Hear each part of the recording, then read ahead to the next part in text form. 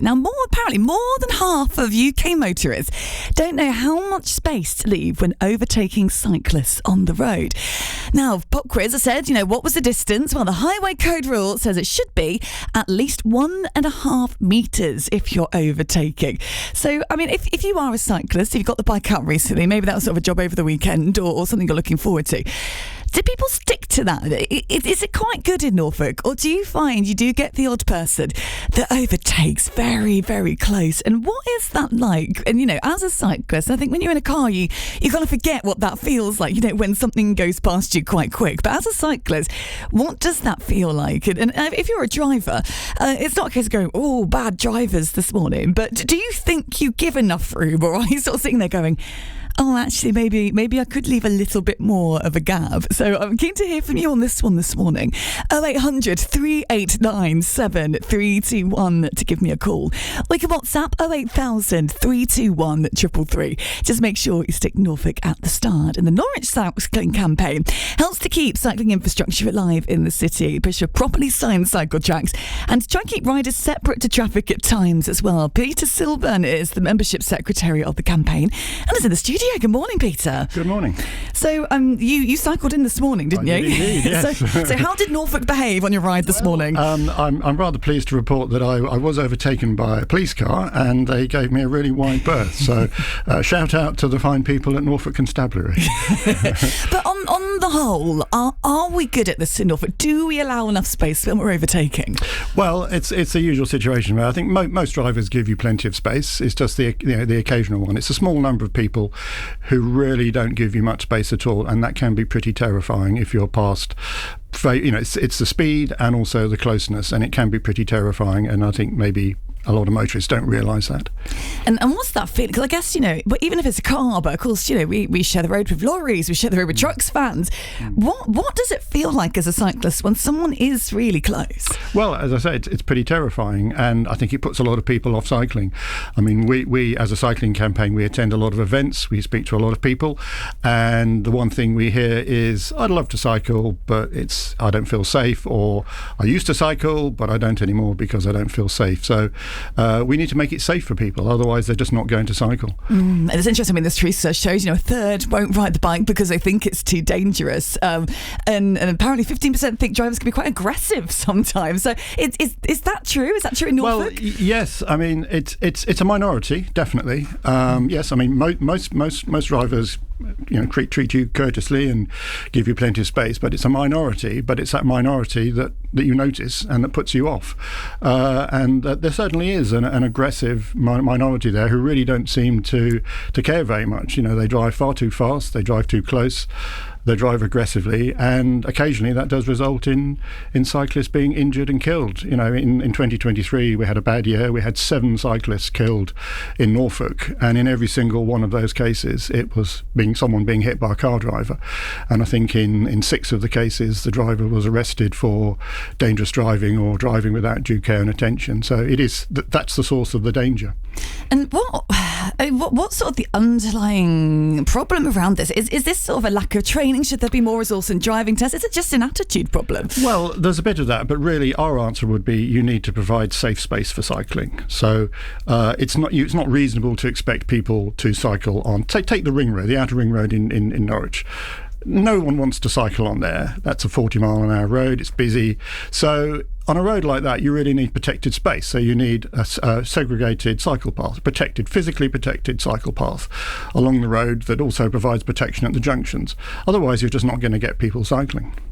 And of course, in where you can do that, I was mentioning, I'm just outside of Attleborough, to go sort of via Wyndham all the way into Norwich now, pretty much all cycle route. It's lovely. But I suppose there's other parts of the county where, you get the single track lanes, you get the very rural roads, and that's suddenly a very different driving experience, isn't it, if you've got a cyclist in front of you?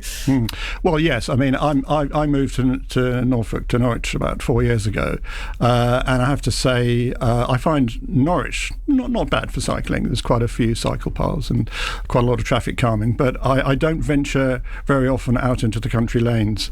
It's just not safe. I mean, that's a real damning indictment. I mean, you ought to be able to cycle to the coast, for example, or to Wroxham to get to the Broads, but there really really isn't a safe route.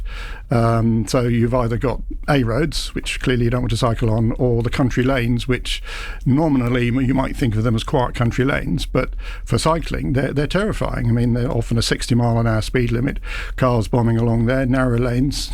It's terrifying. I just wouldn't go there. So there needs to be plenty of safe routes where it's totally separate from cars. And it's hard, isn't it? Because I know some of the cycle routes, sometimes you end up sharing sort of buses and things, don't you? And that can be sometimes a bit problematic. So, I mean, on the whole, have we got it right, do you think, in this county? No. Okay. I think in short, no, we need to do a lot more.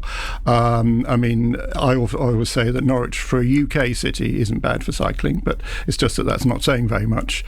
We need to look at countries like the Netherlands, where they have high rates of cycling, really high rates of cycling, and that's because they have a network of cycle routes across the entire country.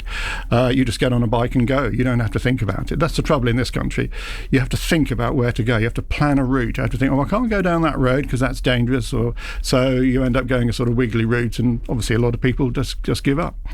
And when you're sort of looking at going out and about, there's sort of the things that will crop up. So 1.5 meters, that's the highway code. But could it be more than? I know when I overtake, I normally just pretend it's a car and I just sort of go all the way the other side. The cyclist must think I think they're a really bad cyclist, but I like to give as much room as I possibly can. Well, 1.5 really is the minimum. Yes, yeah. If you give more space, then that's better, definitely.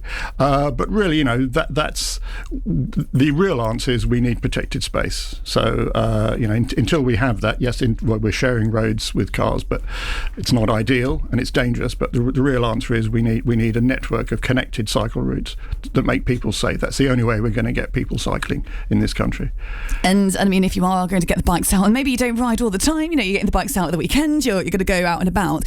Is there anything that, if you're on your bike, you can do to make it easier for drivers around you as well? Well, I mean, as the highway code points out, I mean, everyone has a duty of care to take care of themselves and other people. But the key point of change in the highway code was the hierarchy of responsibility, which was saying that those that cause the greatest risk bear the greatest responsibility. So at the top are lorries and cars that they're the source of the danger. So if you're the source of the danger, you bear greater responsibility. It's your responsibility. You're in charge of a big heavy metal thing that's going to cause that's the risk. Okay, so you need to take greater care around pedestrians, cyclists and horse riders, the people who are more vulnerable, who are not causing the danger. I think it's hard, isn't it? Because and you sort of people get really irate. Oh, that's cyclist. But I think we often forget, and we do it with other car drivers as well. You often forget that the people around you are people, and sometimes they have families, don't they? And sometimes I think we do get set in our ways where we don't actually think about that sometimes. Well, quite. I mean, I drive a car occasionally, so we shouldn't think of as cyclists and car drivers. Often they're the same people. They're just human beings. So we need to bear that in mind. And I mean, going forward, I mean, what would really help? I mean, if we had the magic wand and we can make every road in Norfolk safe, what would that look like for you? Well, perhaps a little bit like the Netherlands, where they've got on busy roads, you've got a protected cycle path well away from the cars. I have to say, having driven in the Netherlands, Netherlands is a great place for driving because you don't have cyclists on the road, so it suits everyone. So, but you don't need cycle paths everywhere. Once you get into the urban areas, into towns and cities, you just need to restrict the amount of cars, lower speed limits and not have through traffic, so that it then feels safe to be sharing the road space with cars. And I mean, finally, your advice then. So if you are driving and perhaps you don't know how much room you were giving before, what would be your message this morning? Well, I mean, just bear in mind that 1.5 is the bare minimum, but also just maybe have a go at riding a bike yourself and see what it's like.